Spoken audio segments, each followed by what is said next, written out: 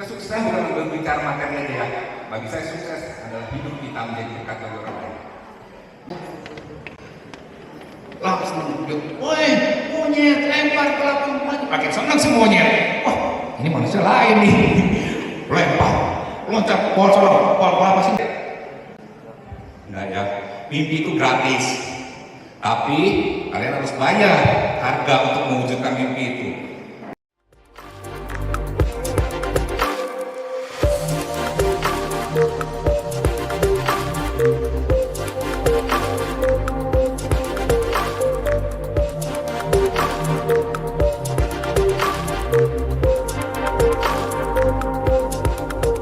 Halo guys, saat ini kami berada di Lounge Batik Air nih, sudah jam 12:10 guys. Kami akan terbang ke Manado untuk mengunjungi sekolah-sekolah di sana guys. Jadi ada di Tomohon, di Kota Mobagu dan Dumoga. Ya, ini pelayanan dari kami untuk sekolah-sekolah yang ada di Sulawesi Utara dalam program Profesional Kristen Mengajar. Nah, malam hari ini jam 1.30 waktu Indonesia bagian Barat, kami akan terbang ke Manado.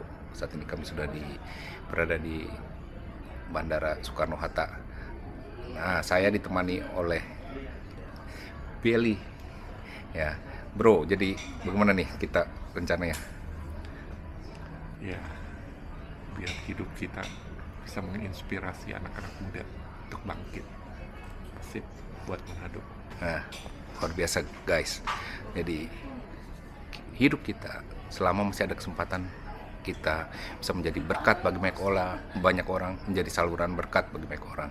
Ya, tetap menginspirasi bagi anak muda Indonesia. Ya, sampai ketemu di Manado dan Sulawesi Utara guys.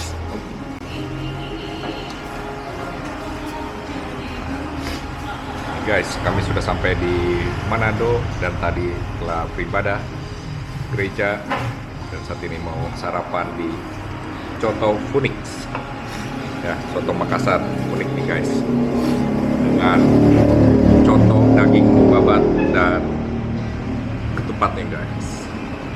Kita cicipi.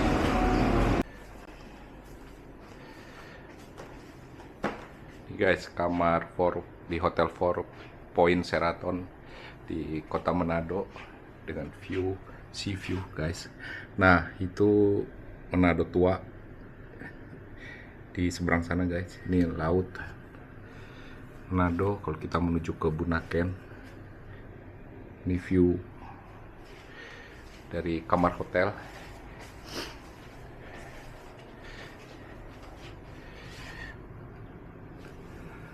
Nah, bagus kan guys. Halo guys, saya sekarang sudah berada di Four Point Sheraton Hotel di Kota Manado guys. Ini di lantai 6 di kolam renang. Di sini sudah jam 6:30 guys. Kalau waktu Jakarta 5:30. Tadi waktu jam 6 waktu sini, luar biasa pemandangannya, semburat jingga di balik Gunung Manado tua ya di sana guys. Nah, perjalanan kami ke Sulawesi Utara ini dalam rangka pelayanan ke sekolah-sekolah. Ada 4 sekolah yang akan kami kunjungi besok di Kota Tomohon, kemudian Kota Mobagu, dan terakhir di Dumoga. Jadi kami datang ke Manado ini untuk berkunjung ke sekolah-sekolah. Nah, sebelumnya nikmati dulu secangkir kopi guys.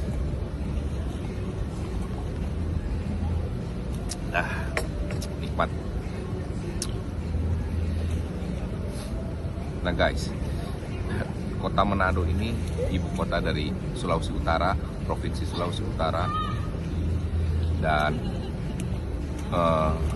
daerah di tepi laut Sulawesi. Di sini terkenal dengan wisata Bunaken ya. Ya, bagi yang suka diving, suka snorkeling, bisa ke Bunaken. Ini kunjungan kami kedua kali ke Sulawesi Utara setelah sebelumnya pada tahun 2010 pernah juga ke Sulawesi Utara. Luar biasa di Kota Manado ini dengan mayoritas beragama Kristiani, dan toleransi Kota Tomohon kalau kita googling adalah yang utama, tingkat toleransinya di Kota Tomohon, mana besok pagi kami akan ke sana guys. Jadi selama 4 hari ini, dari hari Minggu ini sampai hari Kamis, kami berkunjung ke Sulawesi Utara. Ya, ikuti terus perjalanan kami di Sulawesi Utara, di Kota Manado, Tomohon, Kota Mobago, dan Dumoga dalam vlog YouTube channel Denny Widya CBC. Bye-bye. Nah, itu dia mantan pemain polo air nasional guys, yang berenang di kolam renang Four Point Sheraton Hotel Kota Manado.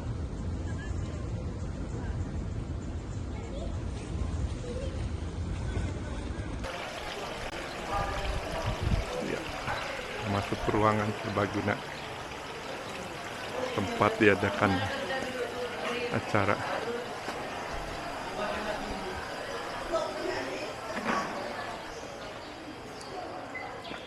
SMA 1 Kristen Tomohon.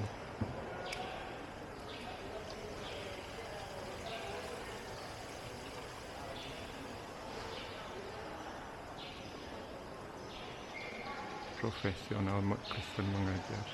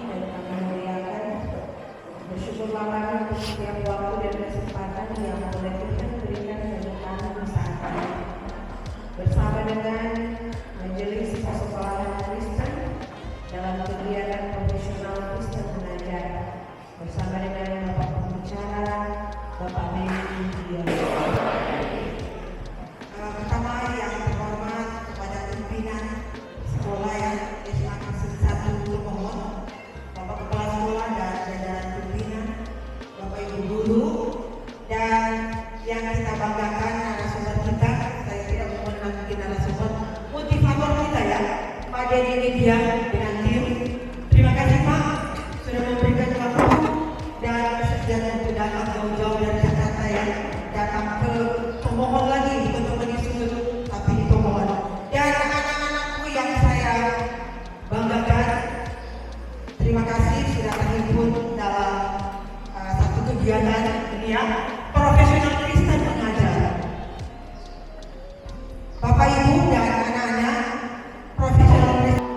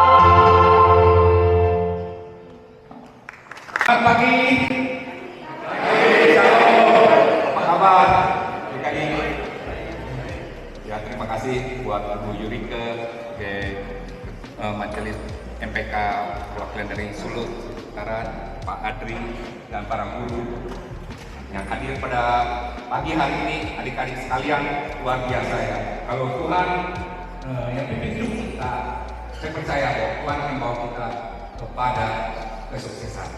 Kesuksesan bukan berbicara materi aja ya. Bagi saya sukses adalah hidup kita menjadi dekat dengan orang lain. Nah, salam dari teman-teman di Jakarta. Siapa yang sering pergi ke Jakarta? Hah? Ada yang pernah ke Jakarta? Ya. Nah, pagi hari ini saya mau sharing bagaimana Tuhan bekerja dalam hidup saya. Bagaimana Tuhan membawa saya pada titik seperti saat ini. Ya. Seperti waktu saya di masa SMA. Seperti kalian, orang dunia bilang masa depan. Nah, saya juga seorang CBC. CBC itu certified consultant. Saya sering banyak menangani anak-anak muda. Saya mempunyai beban kepada anak muda, bagaimana mereka bisa memaksimalkan potensi mereka. Mereka bisa memaksimalkan apa yang Tuhan berikan. Talenta yang Tuhan berikan bagi kalian itu berbeda. Ya. Setiap orang punya talenta yang berbeda. Manusia dilahirkan unik, tidak ada yang sama. Tapi setiap manusia bisa memaksimalkan potensinya. Nah, saya sering kita lihat yang kita harapkan. Ya. Yohanes Yakobus 2 ayat 13, jika iman itu tidak disertai perbuatan, maka iman itu pada hakikatnya adalah mati. Contoh ya, Nuh, dia punya iman tapi dia juga bertindak. Yang kuliah di Indonesia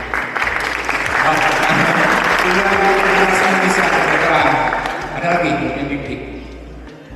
Hah? Coba tanya. Coba tanya. Iya. Kuliah di Universitas Gajah Mada. Ambil Kedokteran. kedokteran. Wah, baik calon-calon dokter di sini. Luar biasa ya. Kalian sudah punya mimpi. Karena itu adalah ya, mimpi itu gratis. Tapi kalian harus bayar harga untuk mewujudkan mimpi itu. Mimpinya sih gratis, tapi ada harga yang harus kalian bayar untuk mewujudkan mimpi. Ya, pertama kalian harus punya mimpi besar, mimpi yang hebat, mimpi yang luar biasa. Sudah kalian lakukan. Langkah pertama apa yang sudah? Belajar dengan giat. Ya, belajar dengan giat ya. Mungkin cari informasi bagaimana seorang dokter gitu, profesor dokter ya. Itu kalian harus berani mengambil langkah pertama. Dan ya, bagaimana seorang atlet dia bisa berhasil mencapai finish. Walaupun saat itu mungkin dia nggak juara, tapi dia berhasil menyelesaikan lombanya. Jadi kalau kalian punya mimpi besar, kalian ingin mewujudkannya, kalian harus tekun, kalian harus menghadapi berbagai tantangan, kalian tetap berjuang. Ya. Jadi orang yang tidak pantang menyerah, orang yang tetap berjuang. Disiplin dan fokus. Wah, luar biasa. Mau kaos? Silakan ambil. Saya hari ini bagi-bagi hadiah. Jadi saya kaos. Mau buku? Silakan, buku yang mana? Hah? Ini. Oke, silakan. Ya, kalian interaktif ya. Kaos, ukuran apa? Ya.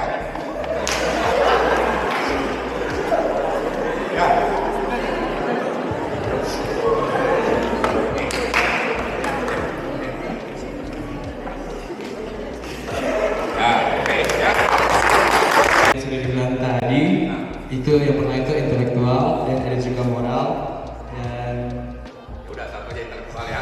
Intelligence question ya. Ini silakan diambil hadiahnya. Mau yang mana? Baju, ukuran? Masih ya. Supaya saya nggak berat bawanya. Ya. Kan ini kaos gemar generasi emas berkarya ya, komunitas yang tadi saya ceritakan. Langsung, woi, monyet, lempar ke lapangan maju. Makin senang semuanya. Wah, ini manusia lain nih. Lempar, loncat, bola kelapa sini, loncat, lempar. Si Pak B, dia tungguin bola, terus. Banyak kelapa. Dia kumpulkan banyak kelapa. Dia jual ke pasar. Dapat duit. Ya. Pahami cerita ini dari kontennya ya, dari konteksnya. Nih, pertanyaan saya. Peristiwa sama nggak? Sama kan? Si A dan si B dilempar kepala. Oh, kelapa. Dilempar kelapa. Ya. Nah, selanjutnya responnya sama nggak? Hah? Responnya beda ya. Hasilnya beda. Maka tadi di awal saya bilang, respons kalian akan menentukan hasil.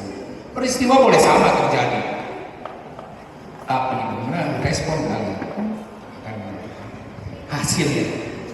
Kalian boleh sama duduk di sini bersama-sama, berapa ratus orang ini duduk sama-sama. Peristiwanya boleh sama, tapi respons kalian akan menentukan kalian mendapatkan hasil yang sama atau tidak. Ya, ngerti ya maksud saya?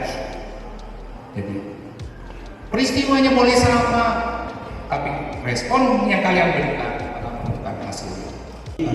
Dari tahu tadi Bapak merupakan anggota atau termasuk dalam organisasi Gemar, generasi emas karya, dan juga merupakan seorang motivator untuk anak-anak muda. Jadi pertanyaan saya, jadi di kelas kami mempunyai seorang teman kelas yang bisa dibilang dia introvert. Nah, namun dia kalau kami ajak bercanda atau bercerita, ya oke, fine aja. Cuman dia bisa dibilang agak lambat dalam pembelajaran. Nah, dan yang jadi pertanyaan saya, ada nggak tips dari Bapak untuk kami, apa yang bisa kami lakukan untuk merangkul dia dalam pembelajaran? Mungkin segitu. Terima kasih. Nah, itu kan saya bilang ya, orang yang menerima informasi, pembelajaran kan informasi yang kita terima kan dalam proses belajar itu dari guru pada kita. Orang yang IQ-nya tinggi, dia akan cepat menerima informasi, cepat mengerti lah maksudnya, ya kan? Kalau kita mau dengan orang yang IQ tinggi, saya bisa menilai orang ini IQ tinggi atau enggak, walaupun belum tes, dari bagaimana saya ngomong dia informasinya itu bisa cepat tangkap gitu.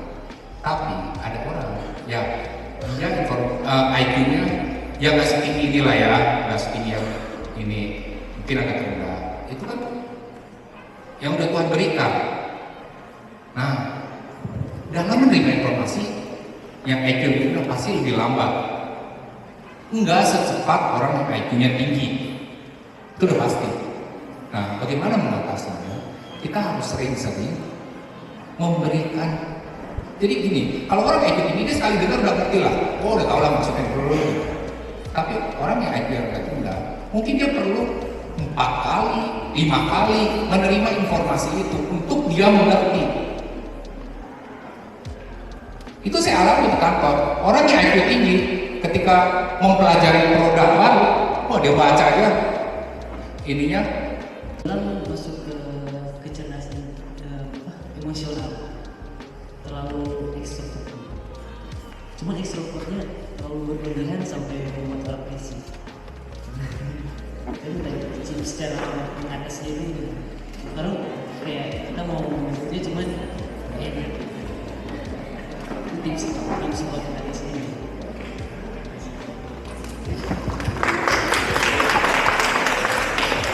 Nah, punya teman ekstrovert yang berlebihan ya, SASD lah kayaknya ya, so kenal, so dekat gitu ya. Nah, dalam menghadapi orang yang model begini, biasanya tuh kita layani terus, dia akan terus gitu loh, ya kan? Benar nggak kira-kira gitu? Nah, makanya kalau kalian menghadapi teman yang model itu, misalnya pertama itu ya harus diberikan nasihat mungkin, ya. Jadi harus ada teman yang memberikan nasihat, saran. Sebenarnya cara kamu ini tuh mengganggu teman lo, baik. Nah, kalau misalnya teman nggak ada, ya coba bicara ke guru. Zat, nggak ada yang berani ngomong sama dia lah gitu, ya kan? Nah, beritahu ke guru. Kan di sini ada mungkin ada BP atau apa ya. Nah, Perkenalkan, nama saya Yusufia Roti dari kelas 11. Jadi pertanyaan saya, menurut Bapak bagaimana cara paling efektif bagi orang-orang yang memiliki kepribadian introvert untuk meningkatkan keterampilan mereka dalam berkomunikasi dan memperluas jaringan sosial mereka? Terima kasih.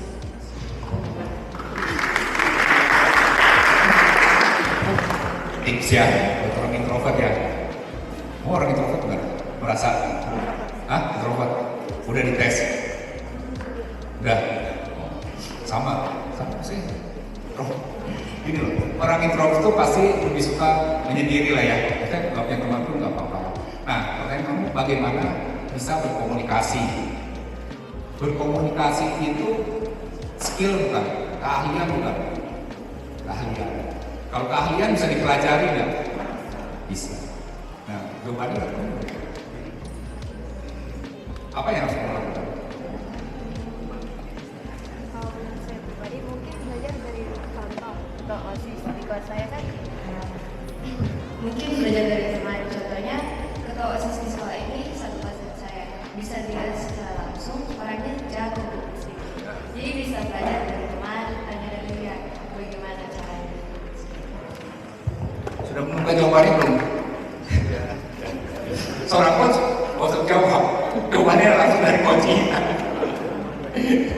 Ya. Kepada Bapak, bagaimana cara kita bangkit lagi ketika kita sudah gagal? Dan cara kita menahan konsisten itu.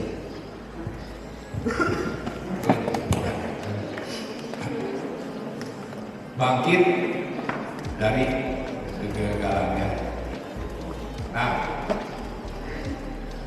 kamu pernah merasa gagal nggak? Kemudian apa yang kamu lakukan? Kamu merasa gagal?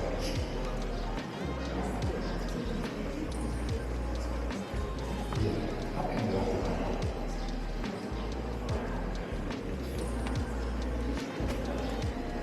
Mencari jalan keluar. Nah, setiap kita menghadapi kegagalan,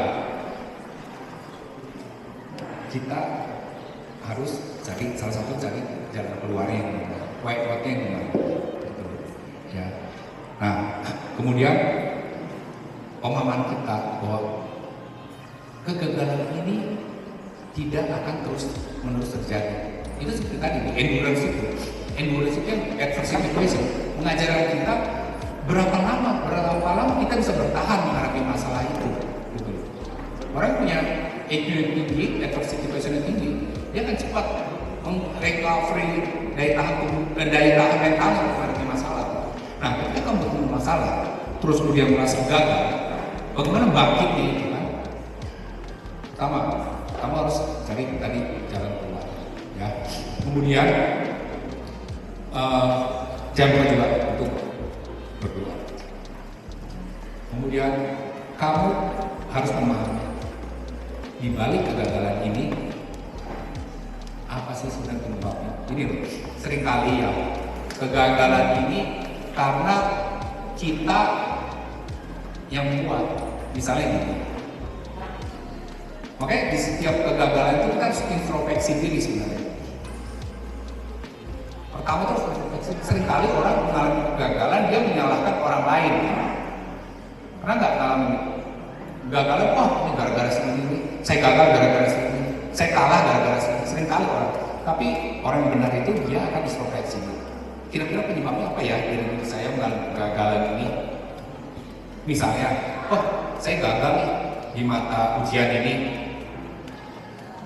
oh ternyata saya nggak belajar di mata ujian itu, ya kan? Atau saya cerita lagi, dia udah ke kutub utara tahun kemarin dan dia ngajak saya ke kutub selatan. Oke, saya bilang kalau kutub utara gampang lah, itu banyak sekali travel ke sana tuh, tapi kutub selatan tuh hampir nggak ada karena nggak ada penduduknya. Saya bilang oke, kita ke kutub selatan. Ini berapa? 79 derajat ya? Minus. Jadi saya mau pergi ke sana sama dia. Keluarganya nggak ada yang ikut, keluarga saya dia nggak ada yang ikut. Itu artinya saya ada tujuan di sana, cuma terlalu panjang kalau saya ceritain di sini. Dan kedua yang ingin saya sampaikan yang tentang, ya saya punya anak, dia dulu atlet. Kemarin di PON 2021 di Jawa Barat dia polo air dapat emas. Setelah 60 tahun belum pernah dapat emas Jawa Barat. Pemain junior yang banyak di final dia menang lawan DKI. Tahun ini PON dia juga dipanggil pulang. Cuman dia kuliah di Kweichow University di kota Guiyang, China. Di kampusnya, di kotanya dan di provinsinya tidak ada tim polo air. Awal tahun kemarin saya berangkat sama istri karena pelatihnya. Kami dari SMA Kristen Santo Tomohon sangat bersyukur dengan kehadiran daripada program profesional Kristen mengajar saat ini, karena daripadanya kami boleh banyak belajar berdasarkan iman Kristen. Maka kami terus berharap dan memiliki kesan dan pesan supaya kegiatan ini boleh terus terlaksana dan boleh terus memotivasi kami remaja-remaja Kristen di era digital. Terima kasih.